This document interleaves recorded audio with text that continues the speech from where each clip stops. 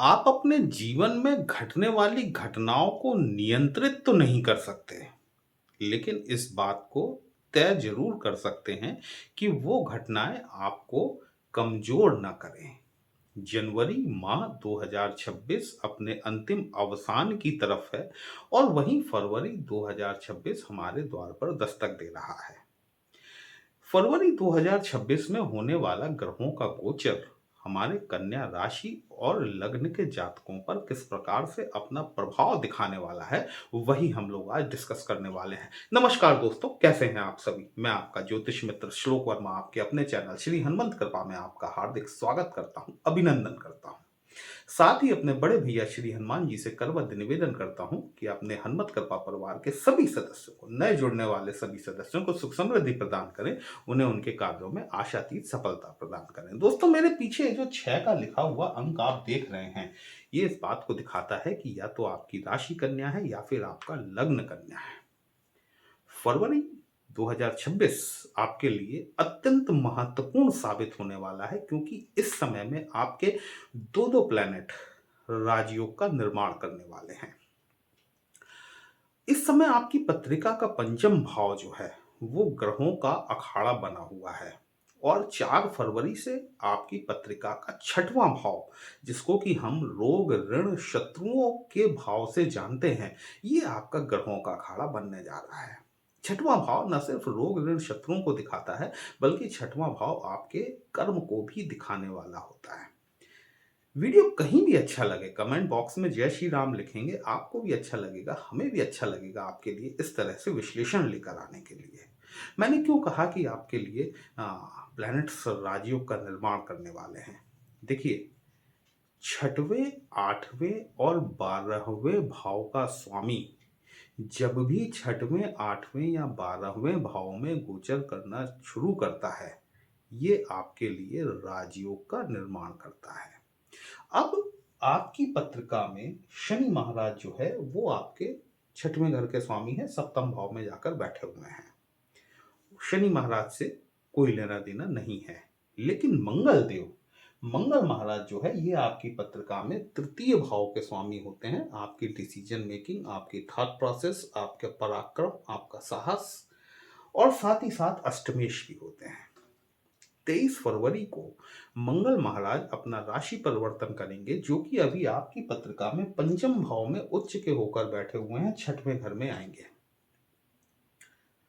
यदि आपकी मंगल की अंतरदशा या प्रत्यंतर दशा चल रही है, 23 फरवरी ऑनवर्ड मंगल देव आपके लिए राजयोग का काम करने वाले रहने वाले हैं।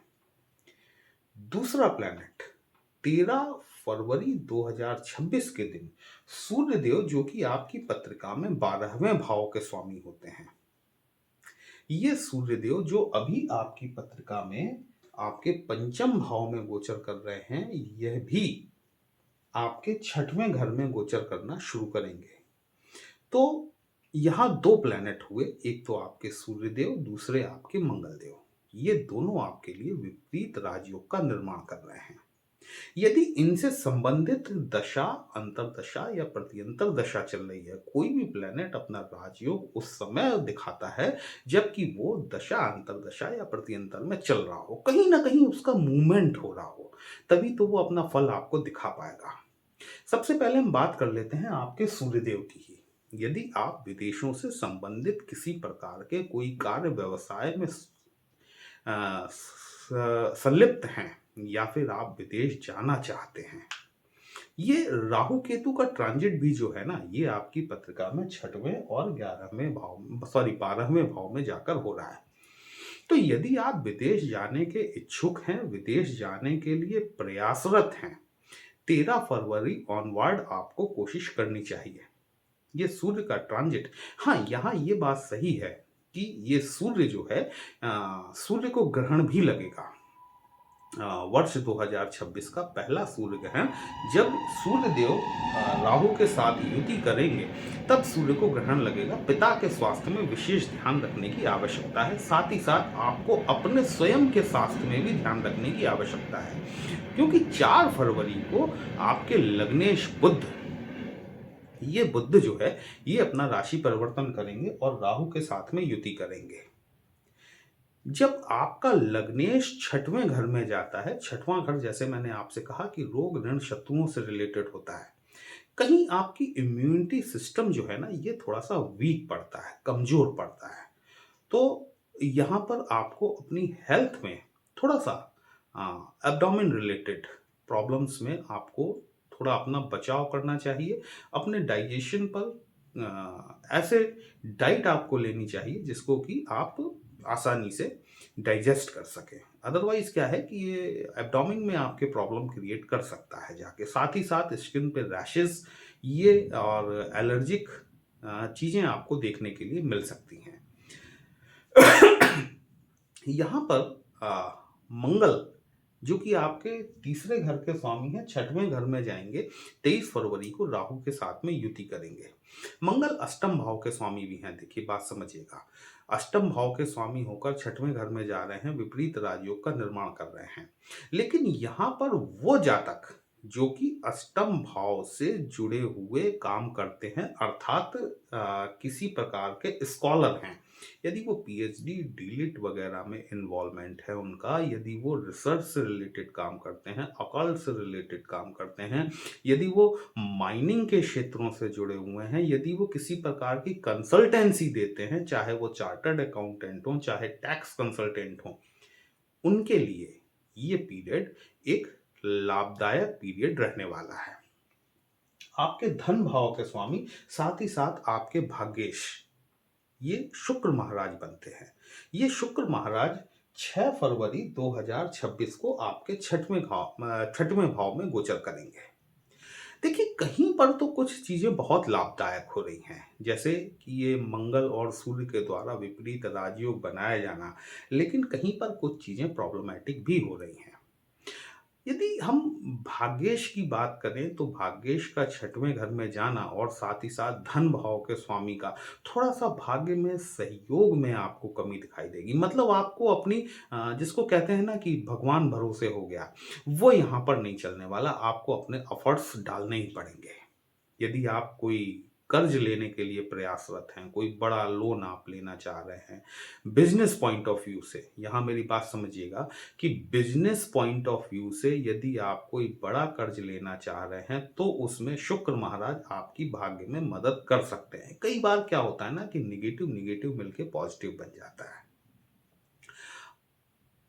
और यदि आप कर्ज लेने के इच्छुक नहीं हैं तो भी आपको इस दौरान मतलब 6 फरवरी से आगे कुछ समय के लिए आपके साथ में ऐसी स्थितियों का निर्माण होगा जहां पर कि आप इंटेंशनली कर्ज लेने के लिए आगे बढ़ जाएं, भले ही अपनी विलासितापूर्ण आवश्यकता के लिए।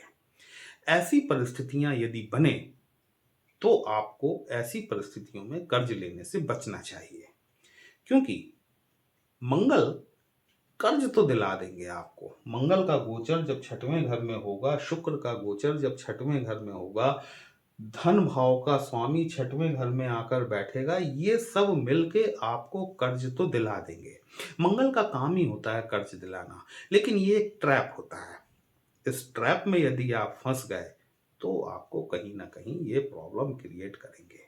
ठीक है, तो अगर आप कर्ज की स्थितियों से आपको बचना चाहिए। साथ ही साथ किसी भी प्रकार के वाद विवाद से, किसी भी प्रकार की कोर्ट कचहरी से जहां तक हो सके आपको बचाव करना चाहिए। जैसे मैंने शुरुआत में कहा कि नियंत्रित तो नहीं कर सकते, है ना, क्योंकि ये सब तो उस ब्रह्मांड के हाथों में है, उस प्रकृति के हाथों में है।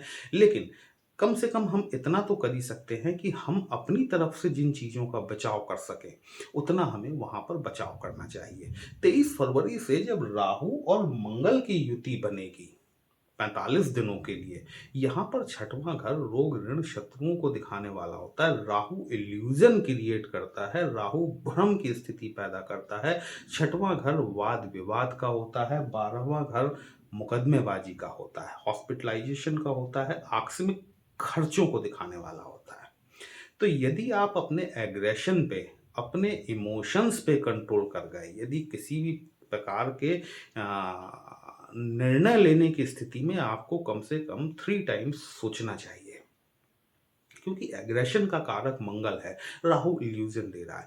बिना किसी वजह के किसी वाद-विवाद में आप उलझ सकते हैं या किन्हीं 2 लोगों के विवाद में आपको एंट्री मारने से बचना चाहिए। अन्यथा वो दोनों लोग तो अलग हो जाएँगे और कोर्ट कचहरी के मामले में आप फँस जाएँगे।